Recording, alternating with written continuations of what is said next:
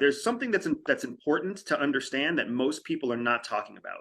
Hamas as an organization did not exist until Israel started to force the Palestinians into an oppressive West Bank, East and Gaza Strip existence.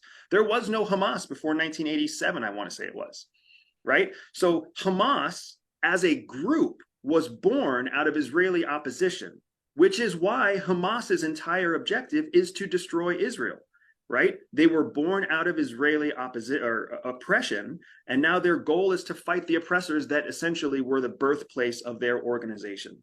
And the other thing that's important to understand, Hamas only exists in Palestine, and Palestine only exists inside of what we all call Israel. There is no it's like Palestine is a state that they want to create inside the landmass that we all call Israel. Palestine is not like some arbitrary term, like Hamas is not some arbitrary term. Hamas is actually not even internationally recognized as a terrorist group.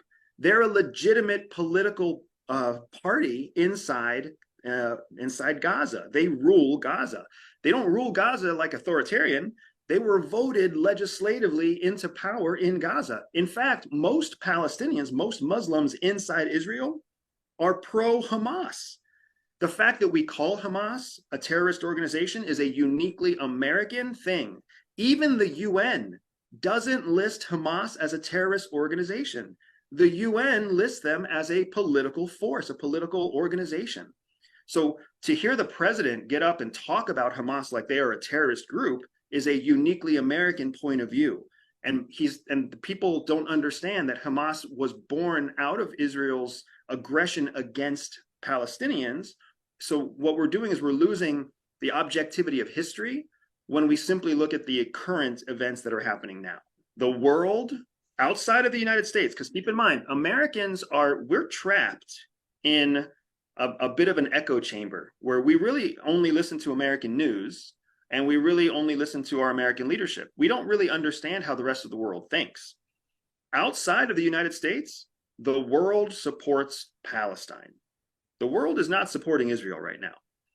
If you do, just based on body counts, because Israel has such an advanced military, they've already injured 3 times as many Palestinian civilians as Israeli civilians were injured in the one day of the attack, right? There have been no Hamas incursions into Israel since October 7th.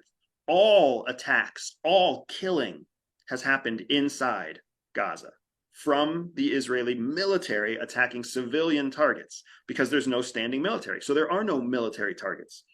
Because Israel calls Hamas terrorists, it means that any place that a Hamas supporter lives, they're essentially a terrorist outpost.